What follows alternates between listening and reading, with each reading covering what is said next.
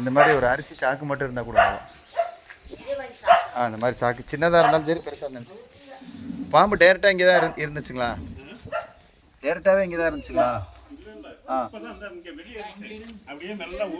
அங்கேருந்து வந்து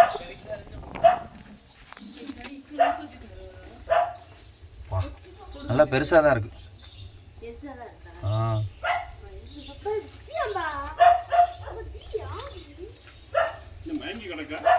இல்லை இல்லை, இந்த பைப்போட குளிர் அதிகமாக கணக்கணப்பாக கிடக்கு. குண்டு பையன் நம்மளுக்கெல்லாம் குட் நைட் ஆயிடுச்சு. குண்டு பையனுக்கு குட் மார்னிங்.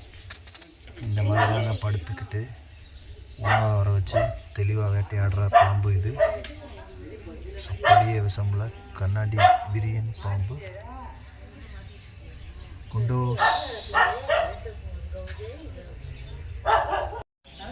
சரி வா வா, சரி வா, கோவப்படாத வா. சரி வா வா வா வா வா வா. இடைஞ்சலாக இருக்குது அதனால தான், இல்லாட்டி தொட மாட்டேன். வா சரி வா, கோவப்படாத வா வா. வாப்பா வாப்பா.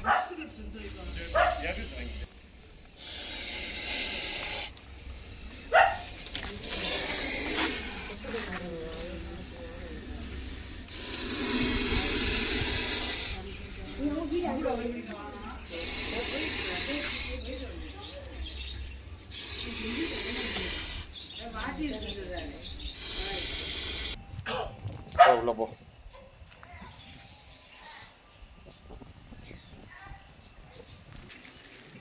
உள்ள போ உள்ள போ. குண்டூஸ் போங்க.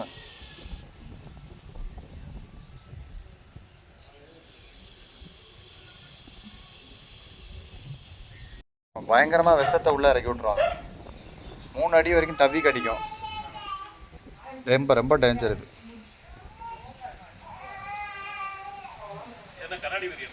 கண்ணாடி இடம் உங்களுக்கு பிளெயினாக இருந்ததுனால தெரிஞ்சிருச்சு. இப்போ ஜாமான் செட்டு போட்டிருந்தீங்கன்னா உள்ளே அப்படியே ஸ்டே ஆகிருக்கும்.